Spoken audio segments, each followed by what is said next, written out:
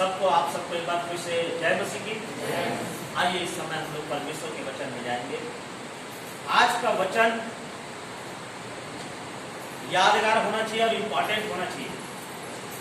आज चर्च का पहला दिन, हम सब प्रभु के भवन में हैं, पूरे डिस्टेंसिंग के साथ, शासन के गाइडलाइन के साथ। आज का विषय है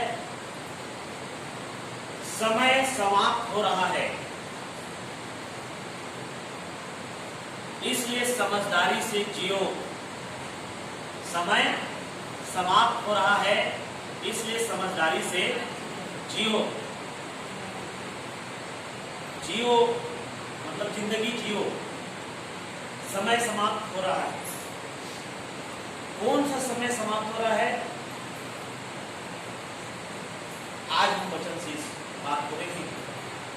समय बिल्कुल समापन की स्थिति आ गई है, इसलिए हमें ही बहुत ही समझदारी के साथ जिंदगी आरंभ करना होगा। हालेलुया। हम जानते हैं बीते माह से, 3 महीने से, 3-4 महीने से चारों तरफ हाहाकार मची हुई थी कोरोना का, महामारी का। और इसी महामारी के कारण चर्च, मंदिर, मस्जिद सब बंद था। पर अब की स्थिति हमारे भारत देश की और हमारे छत्तीसगढ़ की स्थिति थोड़ा संभला हुआ है, थोड़ा संभला हुआ है, और इसी के चलते आज हम लोग प्रभु साथ है। इसीलिए मैं बोल रहा हूँ समय समाप्त हो रहा है। इसलिए मैं बोल रहा हूँ समय समाप्त हो रहा है, समझदारी से आपको जीना है। हालेलुया। हालेलुया। इस महामारी के समय में बहुत ही समझदारी के साथ, बहुत ही सूझबूझ के साथ हमको जीना है। हालेलुया। क्योंकि समय नहीं है हमारे पास कि हम पहले के समान अपना जैसा मन में आए, जैसा हमारा मर्जी आए वैसा करें। अब समय नहीं है, अब समय है हमें समझदारी के साथ जीने की। हालेलुया।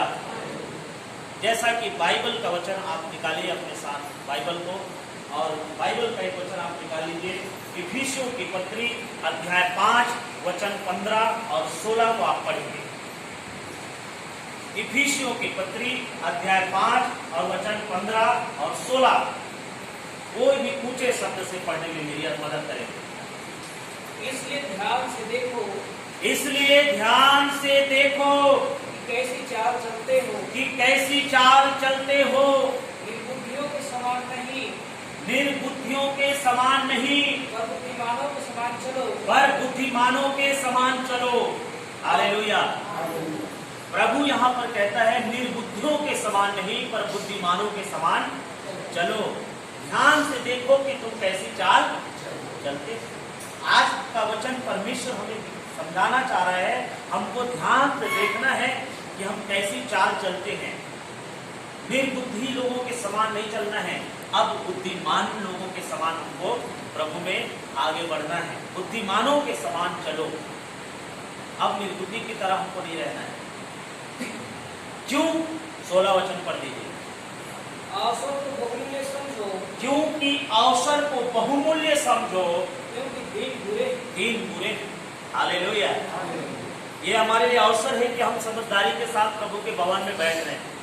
बहुत ही बुद्धिमानी के साथ हम प्रभु के भवन में हैं। ये हमारे लिए अवसर है, क्योंकि दिन बुरे हैं, और ऐसे बुरे दिनों में, महामारी के दिनों में बहुत ही समझदारी के साथ हमको जीना है। हालेलुया। बहुत ही बुद्धिमानी के साथ हमको आगे बढ़ना है। इसीलिए मेरे प्रियो, आज का ये संदेश परमेश्वर हमको सिखाना चाहता है कि आज हम बड़े ही समझदारी के साथ इस समय जो समापन की स्थिति में है, ऐसी स्थिति में बहुत समझदारी से आगे बढ़ना है, बहुत बुद्धिमानी से हमको आगे बढ़ना है। इसलिए बाइबल का वचन हमें सिखाती है निर्बुद्धि लोगों की तरह मत चलो, बुद्धिमान हो जाओ और बुद्धिमानों के समान चलो। क्योंकि दिन बुरे हैं, समय हमारे पास नहीं है, दिन बुरे समय चल रहा है। ऐसे समयों में हमको बड़े बुद्धिमानी के साथ प्रभु की सेवा में आगे बढ़ना है। अपने आप को जगा के रखना है, अपने आप को बचा के रखना है, अपने आप को संभाल के रखना है। हालेलुया। हालेलुया। हम अपने आप को संभाले, अपने आप को प्रभु में संभाले। बहुत तेरे ऐसे हैं, इन दिनों महामारी के समय में चर्च बंद हो गया, संगठिबद्ध हो गया। उसके साथ साथ आपसी अपनी पर्सनल प्रार्थनाएं भी कमजोर होती गई। कई विश्वासियों का जो पर्सनल जो प्रार्थनाएं थी वो प्रार्थनाएं भी कमजोर हो गया है। बहुत सारे विश्वासी आज बीमार हैं। कई निवेदन, कई रिक्वेस्ट आ रहे हैं, जगह जगह से निवेदन आ रहा है कि यहाँ पर दुष्ट आत्मा सता रहा है, यहाँ पर बीमार हैं, यहाँ पर तकलीफ है, यहाँ पर सारी समस्याएं हैं। इस तरीके से लोगों में भय छा गया और वो परमेश्वर के करीब नहीं आ पाए, वो परमेश्वर के निकट नहीं आ पाया। हालेलुया। मेरे प्रियो, आज परमेश्वर ने हमको समय दिया है। अब हम परमेश्वर में बड़े समझदारी के साथ, बड़े सूझबूझ के साथ और बड़े ध्यानपूर्वक परमेश्वर की सेवा में, परमेश्वर के कामों में जीना है। हालेलुया। तब हमारा जीवन आशीषित होगा, तब हम प्रभु में आशीषित होंगे। देखिए, हम एक कहावत सुने होंगे। क्या कहावत? कि निकला हुआ समय वापस नहीं आता। निकला हुआ समय, बीता वाला समय वापस नहीं आता। जो समय बीत गया है वो समय वापस नहीं आता। सही बात। बीते हुए समय हमारे पास फिर नहीं आएगा, लेकिन हाँ, हमारे पास आगे का जो समय है इसको बहुत ही बुद्धिमानी से आगे चलना है। भविष्य का जो आगे का हमारा समय है, आगे का जो हमारा जीवन है, इसको बड़े बुद्धिमानी के साथ, बड़े सूझबूझ के साथ, बड़े ही प्रभु की अगुवाई के साथ हमको आगे चलना है। आपको मैं बता दूं, प्रभु यीशु मसीह जब इस धरती में था तो उनके बारे में लिखा हुआ है, जब यीशु मसीह को मालूम हो गया कि अब मेरा समय निकट आ गया है, अब मेरा स्वर्ग जाना निकट आ गया, मुझे क्रूस पर बलिदान होना मेरा निकट आ गया, तो उन्होंने क्या किया? बहुत सारे बाइबल के खोजी लोग, सर्च करने वाले लोग, बाइबल के वचन को गहराई से देखने वाले लोग, खोज करने वाले लोगों ने ये देखा उन्होंने कि यीशु मसीह 3000 किलोमीटर क्या वो यात्रा किया, पैदल चला वो। हालेलुया। और बहुत सारे बीमार लोगों को चंगा भी किया। आप मेरे साथ निकालिए यूहन्ना की किताब 13 अध्याय 1 वचन। वहाँ पर यीशु मसीह को पता चल गया था कि अब मेरा समय आ गया है। हालेलुया। यूहन्ना 13 अध्याय और 1 वचन पढ़िए जल्दी सुनते शब्दों में। पर्व से पहले जब यीशु ने जान लिया कि मेरी वह घड़ी आ पहुंची है, फसह के पर्व के पहले जब यीशु जान गया कि मेरी वो घड़ी आ पहुंची है, जगत छोड़कर पिता के पास जाऊं, कि अब मुझे जगत को छोड़ के पिता के पास जाना है, तो अपने लोगों से वो जगत के जैसा प्रेम रखता था, अंत तक वैसा ही प्रेम रखता रहा। तो उन्होंने अपने लोगों से, जो संसार मित्रों से जैसा प्रेम रखता था वैसा ही प्रेम वो रखता रहा। और वही प्रेम के कारण वो हजारों किलोमीटर पैदल चल कर किलोमीटर कई दूरी तक चल कर उन्होंने परमेश्वर के सुसमाचार को, परमेश्वर के राज्य का सुसमाचार को उन्होंने बताया, लोगों को सुसमाचार सुनाया, बीमारों को चंगा किया, कई दुष्ट आत्माओं के सताए हुए लोगों को उन्होंने छुड़ाया। हालेलुया। क्योंकि प्रभु को वो बात मालूम हो गया था कि अब मेरा समय क्या हो गया है, निकट आ गया है कि मैं जगत छोड़ के अब प्रभु के पास जाऊं। इसीलिए उन्होंने अपना काम को बहुत तेजी से किया, बहुत ही उचित रीति से किया, बहुत ही सुटेबल ढंग से उन्होंने अपना काम को पूरा किया और बहुत सारे बीमार लोगों को चंगा किया। आप देख सकते हैं प्रेरितों के काम में 10वें अध्याय के 38 वचन में आप देख सकते हैं उन्होंने कैसे सब बीमार को चंगा किया। प्रेरितों के काम 10 अध्याय 38 वचन को आप देखिए। परमेश्वर ने किस रीति से यीशु नासरी को पवित्र आत्मा और सामर्थ्य से अभिषेक किया। परमेश्वर ने किस रीति से यीशु नासरी को पवित्र आत्मा और सामर्थ्य से अभिषेक किया। वह भलाई करता और सबको जो शैतान के सताए हुए थे अच्छा करता फिरा। और वो भलाई करता और सबको जो शैतान के सताए हुए लोग होते थे उनको वो अच्छा करता फिरा, क्योंकि परमेश्वर उसके साथ था। आमीन। हालेलुया। परमेश्वर का पुत्र यीशु जितने भी सताए हुए लोग थे, शैतान के जकड़े हुए लोग थे, सबको बचाने के लिए वो जगह जगह चलता फिरा, सुसमाचार लेके गया, परमेश्वर का वचन को लेके गया, परमेश्वर के संदेश को लेके गया और लोगों को, बीमारों को चंगा किया, दुष्ट आत्माओं से सताए हुओं को चंगा किया। ये उनका काम है। हालेलुया। क्योंकि प्रभु जान गया था कि अब मेरा समय आ गया। ऐसे ही हम बाइबल में और भी बहुत सारे संतों के बारे में भी हम पढ़े, तो उसमें से एक संत के बारे में मैं आपको बताना चाहूंगा, संत पौलुस के बारे में। संत पौलुस के बारे में पुरातत्व लोग, जो बाइबल के ज्ञाता लोग हैं, जो उसको खोजी लोग हैं, उन्होंने बताया कि पौलुस अपने जीवन काल में 10,232 मील यात्रा की थी। पौलुस सेवकाई में, पौलुस जो है सेवकाई करने के लिए प्रभु के सुसमाचार को लेकर 10,232 मील यात्रा उन्होंने किया अपने जीवन काल में।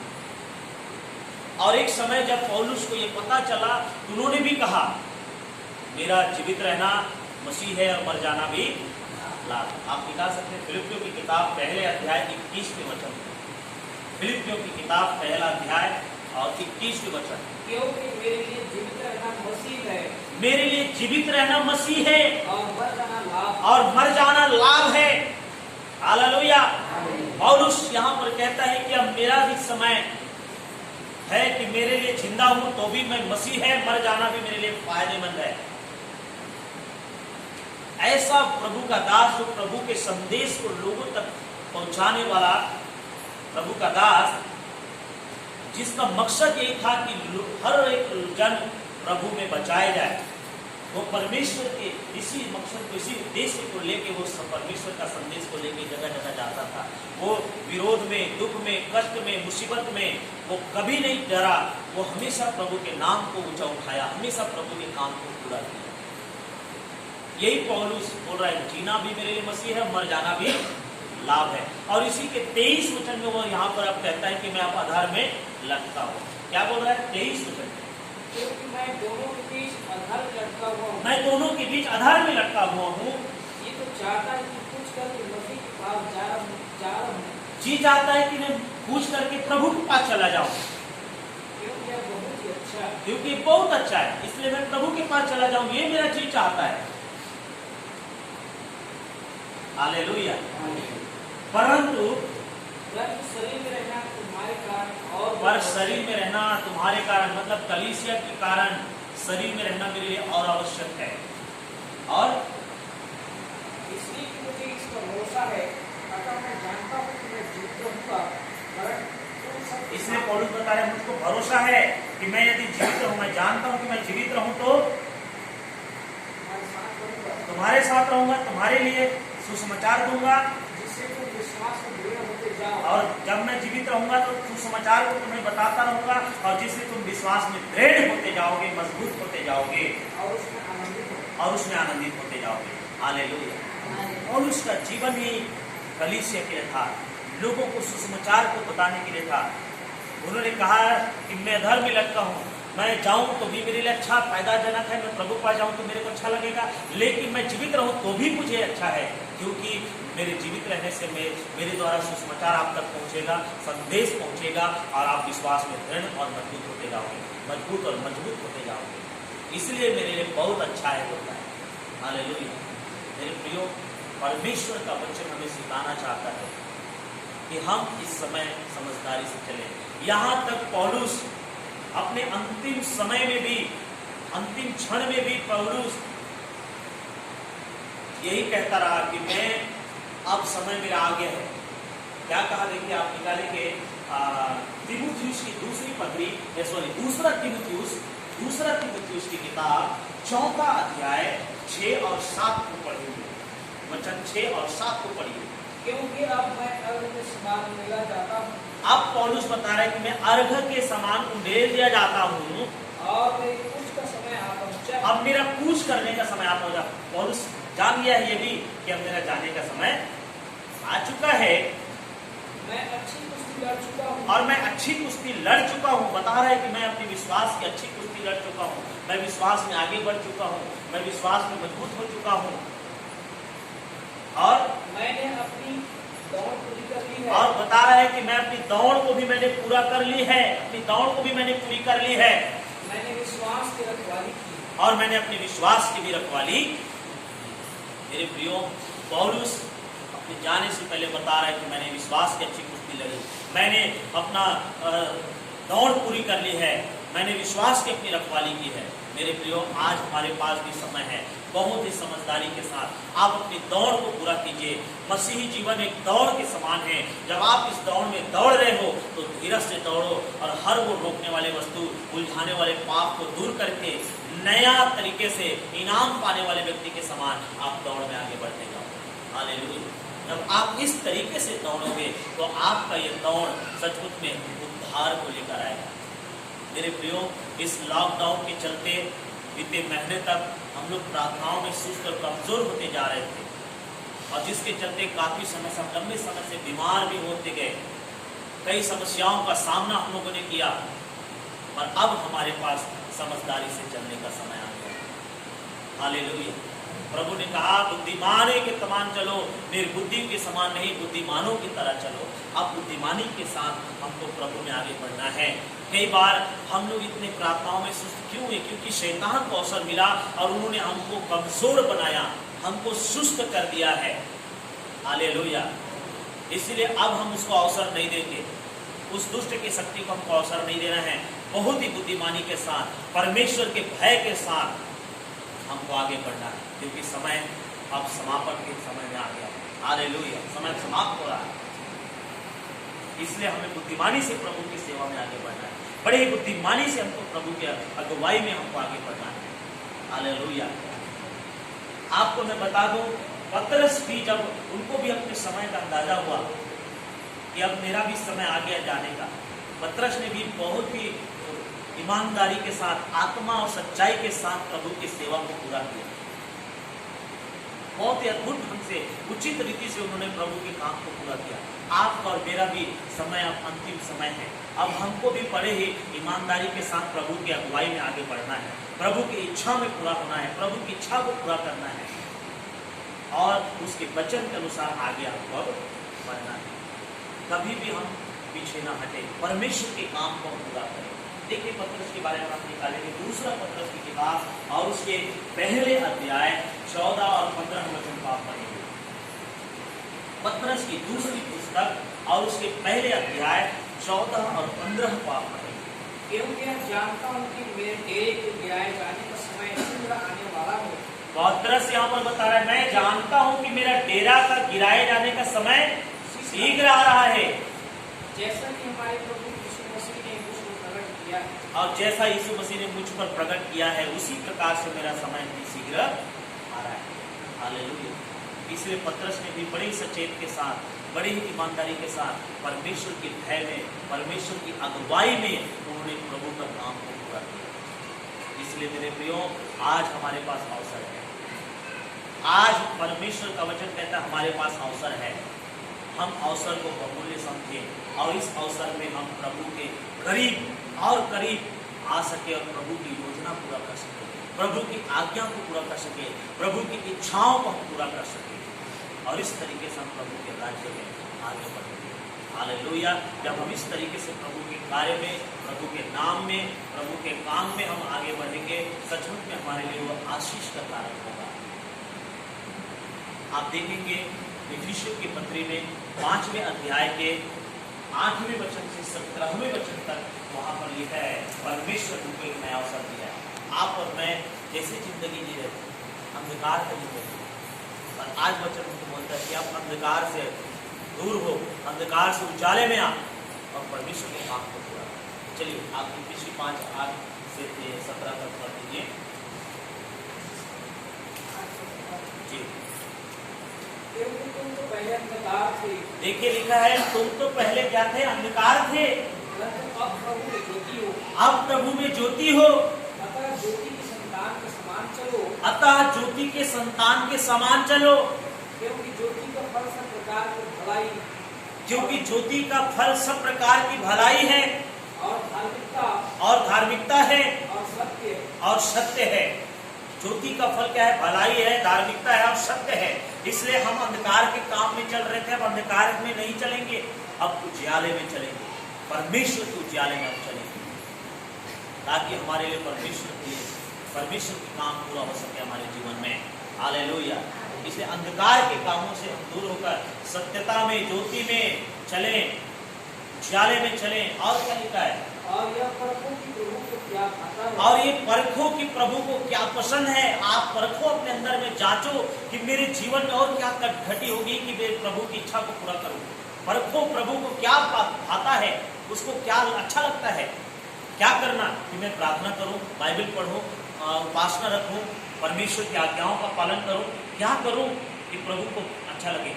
आप परखो परमेश्वर की इच्छा को कि उसको क्या भाता है। हाँ, अंधकार के निष्फल कामों में सहभागी न हो।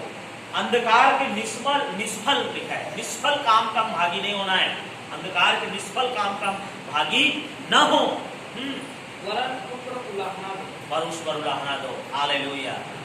उस अंधकार के निष्फल काम में आप भागी मत हो, पर उस पर क्या दो? उलाहना दो। उसको दूर करो अपने जीवन से।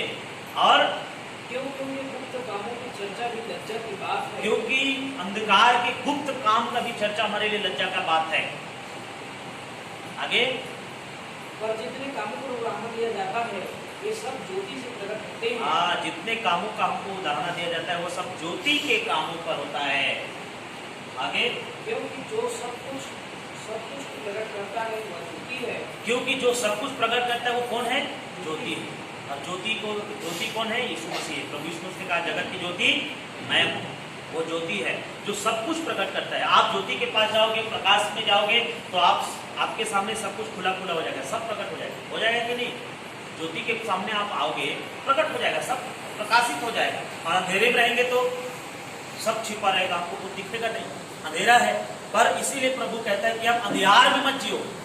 अब समझदारी के साथ अवसर हमको दिया प्रभु ने, अब हमें बुद्धिमानी के साथ प्रभु में आगे बढ़ना है, प्रभु के सेवा में आगे बढ़ना है, प्रभु के काम में आगे बढ़ना है। आगे देखिए, इस कारण वह कहता है, इसी कारण प्रभु कहता है, वो वचन कहता है, हे सोने वालों, जाग और मुर्दों में से जी उठ। जाग और मुर्दे में से जी उठ। अब बुद्धिमानी से काम कर, अंधियार में मत सोए रहो, अंधकार में मत पड़े रहो, अब बुरे कामों में मत लगे रहो, अब प्रभु के कामों में भी आ जाओ। हम इतने लॉकडाउन में बहुत आराम कर लिए, हालेलुया। अब समय पूरा हो गया है, अब हमको जागना है, अब हमको अंधेरे से उजाले में आना है, प्रभु के साथ आना है, उसकी संगति में आना है और उसके काम को पूरा करना है, उस उद्धार का काम को पूरा करना है जिसके लिए प्रभु ने मुझे और आपको बुलाया है। हालेलुया। उस उद्धार के काम को पूरा करो जिसके लिए प्रभु ने हमें अपनी संगति में बुलाया है। हाँ, आगे